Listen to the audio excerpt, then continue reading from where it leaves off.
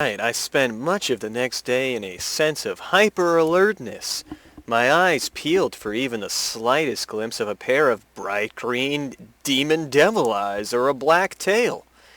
However, the hours ticked by slowly in a cacophony of screaming children in my waking nightmares, and their warbling, singing voices, and I still see no sign of her. That goddamn demon. I'm not sure if I should be relieved by Belle's conspicuous absence or not. On one hand, I did enjoy the attention, but on the other, I would rather not jeopardize my relationship with Sally any further. She is my wife, after all, and I do love her. That's what I've been telling myself. Trying to tell myself them sweet little lies. Listen and do. Is that what that says? Music is life. Finally finished with school for the day, and not a minute too soon, I wipe my brow and heave a heavy sigh. Kids, they really take it out of you. Sally wanted us to have more children, a son perhaps, for Melly to play with, but I thought that sounded like too much hassle, especially since I work with children every day.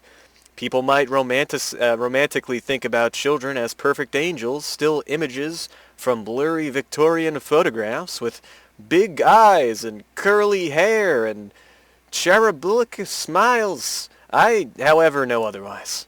Young children are maniacs. They're fucking psychopaths. I once saw a kid try to, Dexter a fucking teddy bear, okay? He wrapped it up in cellophane. He had little, safety scissors. It was fucked up. Only this morning I had to scold Peter Newberry for hitting poor Gemma Ashton over the head with a recorder. And that's not to mention the funny, particularly ingenious brass players can have with their spit valves. Oh God, the spit valves. I really don't get paid enough for this. With a groan, I shrug my coat onto one shoulder and do a quick circuit around the music classroom. I close the lock and windows and draw the curtains, turn off the lights, and then, satisfied that everything is in order, I exit the locked classroom. Goodbye, classroom. See you in hell. It is as I'm making my way through the car park, reaching into my trouser pocket for my car keys, that I'm suddenly stopped short by a distinctly, feminine, wow, now, wait a minute, something's not right here. Belle. Hey, if it isn't my favorite human. She's leaning against my car, waving.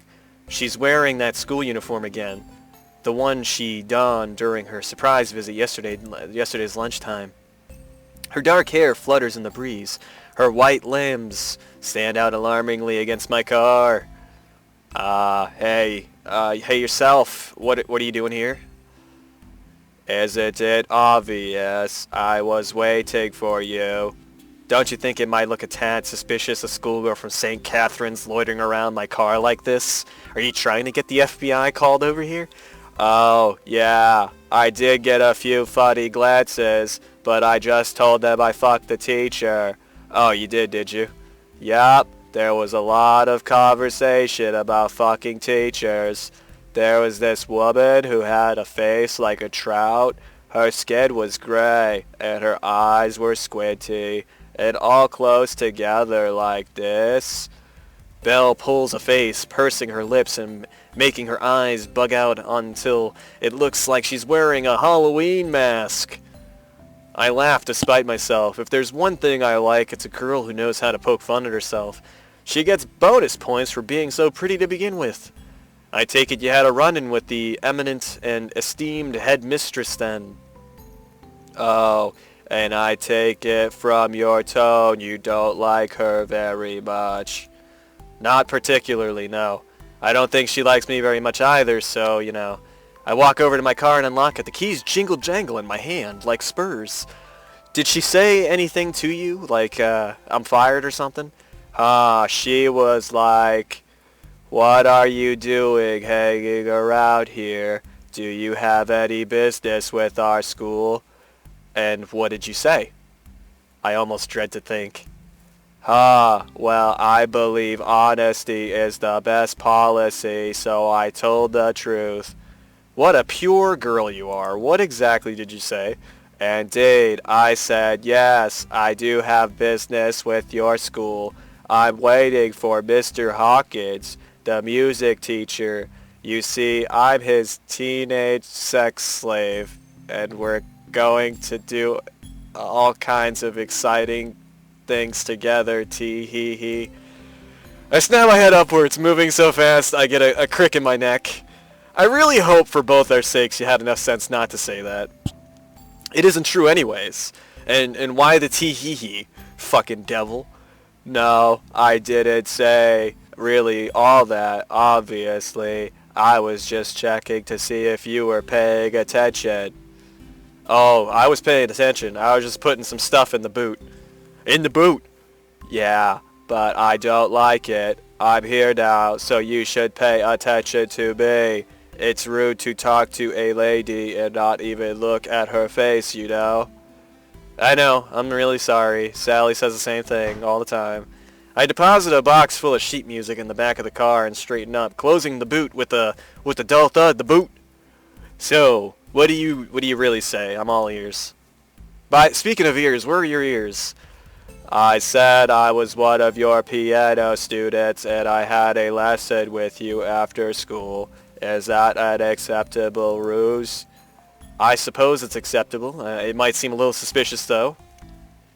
Why? Because I'm so adorable. The real answer is because I'm starting to develop a guilty conscience, but I don't say that. Instead, I shake my head. Why should I feel guilty? I haven't done anything. It isn't a crime to talk to a younger girl. Sorry, an immortal, legal age spirit. It is it? Because besides, all the kisses we've exchanged have been one way. Belle was the one kissing me, not the other way around. That hussy. I try to change the subject. That's easier than confronting the real issue at hand, which is that I have a demon trying to possess my soul. That I may inadvertently be cheating on my wife with this devil. Your skirt is still far too short. Miss Fishlip said the exact same thing. It's nice to know you afford other authority figures the same level of respect you give me. Puh. Belle snorts and rolls her eyes. They seem even greener than usual. As if I have to answer to that crusty old dragon lady. I'm probably old enough to be her great-great-grandmother. Of course, I can't imagine Marie Antoinette answered to anybody, save the guillotine, of course. Oh, so you remembered.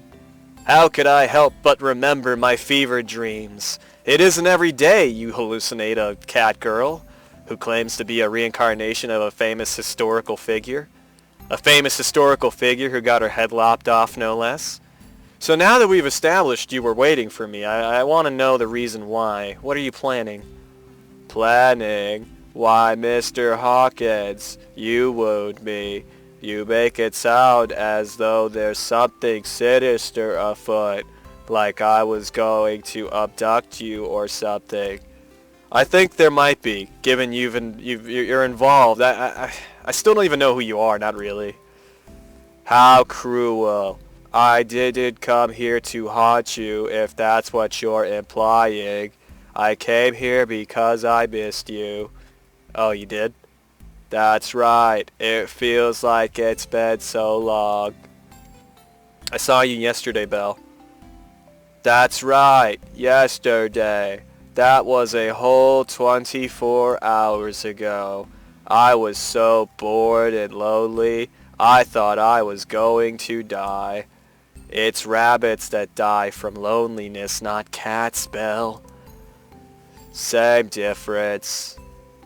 They're really not the same. Rabbits are fluffy and they have those floppy ears, and cats, they have perky ears, you know?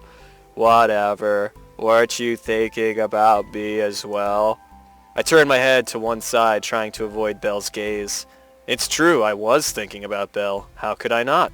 Who wouldn't think about her, especially given she insists on wearing such ridiculous, impractical outfits? But I can't tell her that. I don't want to give her the satisfaction, you bitch.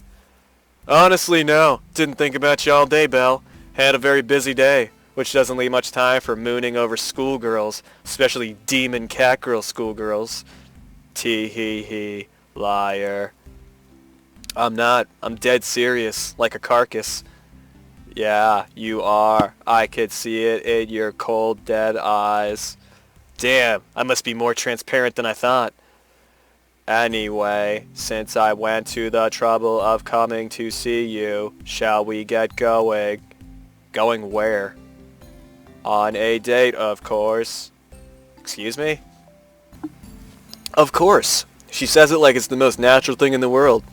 Maybe to a finicky feline who comes and goes as she pleases it is. But it's not to me. I'm a middle-aged man, and I have other commitments. I have a wife to return home to, and a daughter I need to talk to, who may or may not also be this demon cat girl. I'm not sure yet. I promised her last night I said we could do something together tomorrow. If these plans have any hope of emerging into fruition, I need to return home now. I need to discuss things with Sally. I can't keep running away, even if I have a very arresting distraction tugging at my arm, peering up at me with those big demon eyes. Come on, Robin. I missed you. I miss doing this. Doing what? What? Haranguing old men? No, I mean going out, having fun. I spent too long living like a cat. I completely forgot what it was like being with real people. I need some adult company or I'll go mad. Oh, I'm sick of being picked up and petted and stroked and patted on the head and called a good boy or a good girl. The two are interchangeable since who knows what gender cats really are? And who really cares? Nobody asks the cats their genders, Robin. They just assume my gender, Robin. Now that I have a human body, I want to take advantage of my genders. I want to have some gender fun.